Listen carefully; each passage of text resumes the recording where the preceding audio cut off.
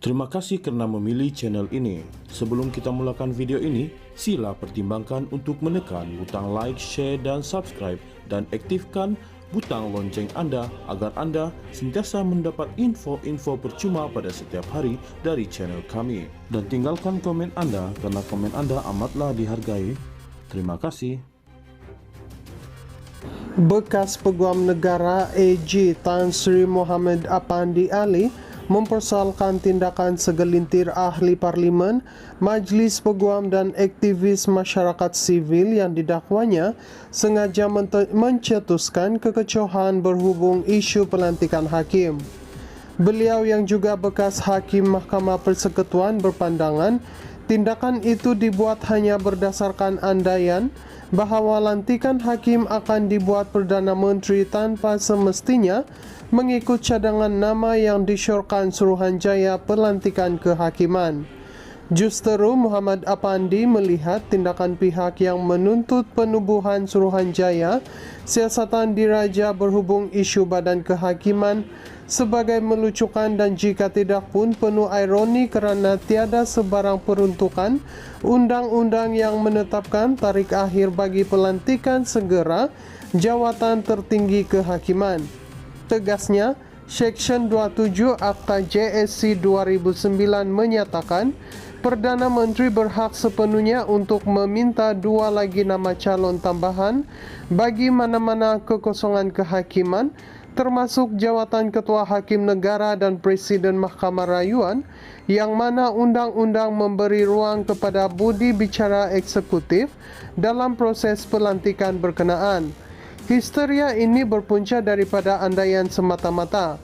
Ia belum pun berlaku. Bekas Hakim Mahkamah Rayuan seperti mendiang Datuk Seri Gopal Sriram, Datuk Seri Muhammad Hishamuddin Yunus dan Datuk Mah Weng Kwai sebelum ini pernah menyatakan secara terbuka bahawa Perdana Menteri tidak terikat untuk menerima syor JSC.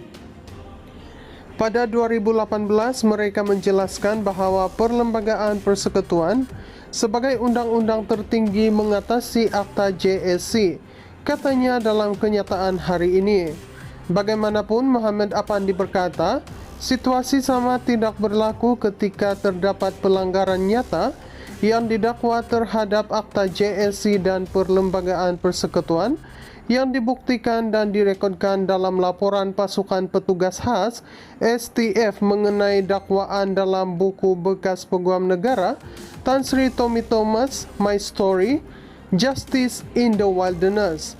Laporan itu dakwa beliau membongkar hakikat bahawa pada Julai 2018 pelantikan nama ke jawatan tertinggi kehakiman iaitu Tan Sri Richard Malanjum sebagai Ketua Hakim Negara, Tan Sri Ahmad Maarof, Presiden Mahkamah Rayuan, Tan Sri Zahara Ibrahim, Hakim Besar Malaya dan Datuk David Wong Dakwah, Hakim Besar Sabah dan Sarawak bukan nama yang disyorkan JSC dalam mesyuarat mereka pada 24 Mei 2018. Dakwanya lagi, ia sebaliknya adalah hasil perbincangan secara tertutup antara Perdana Menteri ketika itu, Tun Dr. Mahathir Mohamad dan Tommy yang disifatkannya sebagai memintas keseluruhan proses yang diwajibkan undang-undang. Muhammad Apandi mendakwa JSC dalam mesyuaratnya pada 17 Januari 2019 mencadangkan Ahmad Maarof sebagai Ketua Hakim Negara, David Wong sebagai Presiden Mahkamah Rayuan dan Tun Tengku Maimun Tuan Mat sebagai Hakim Besar Malaya.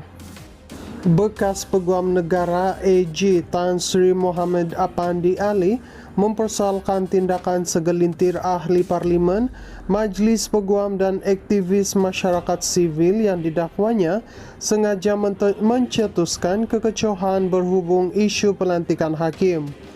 Beliau yang juga bekas hakim Mahkamah Persekutuan berpandangan tindakan itu dibuat hanya berdasarkan andaian bahawa lantikan hakim akan dibuat Perdana Menteri tanpa semestinya mengikut cadangan nama yang disyorkan Suruhanjaya Pelantikan Kehakiman.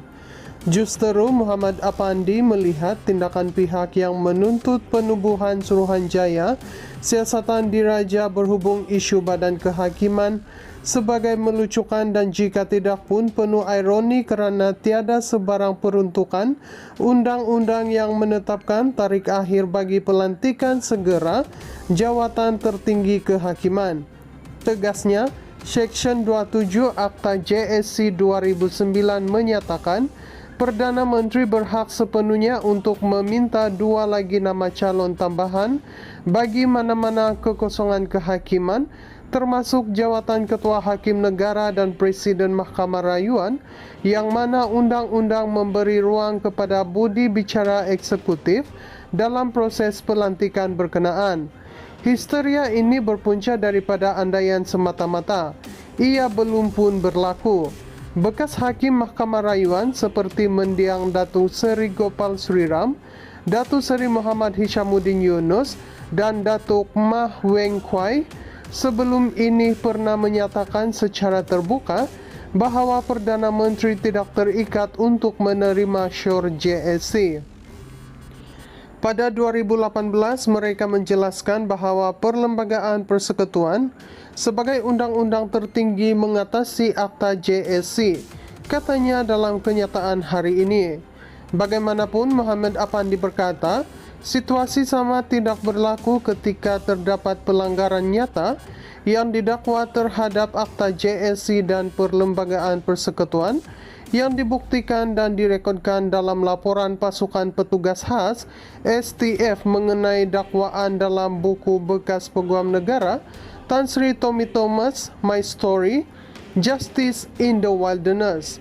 Laporan itu dakwa beliau membongkar hakikat bahawa pada Julai 2018, pelantikan nama ke jawatan tertinggi kehakiman iaitu Tan Sri Richard Malanjum sebagai Ketua Hakim Negara, Tan Sri Ahmad Maarof, Presiden Mahkamah Rayuan, Tan Sri Zahara Ibrahim, Hakim Besar Malaya, dan Datuk David Wong Dakwah, Hakim Besar Sabah dan Sarawak, bukan nama yang disyorkan JSC dalam mesyuarat mereka pada 24 Mei 2018.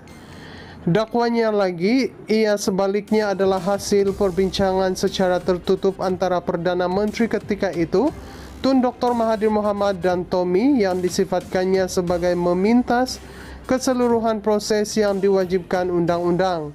Muhammad Apandi mendakwa JSC dalam mesyuaratnya pada 17 Januari 2019 mencadangkan Ahmad Maarof sebagai Ketua Hakim Negara, David Wong sebagai Presiden Mahkamah Rayuan dan Tun Tengku Maimun Tuan Mat sebagai Hakim Besar Malaya.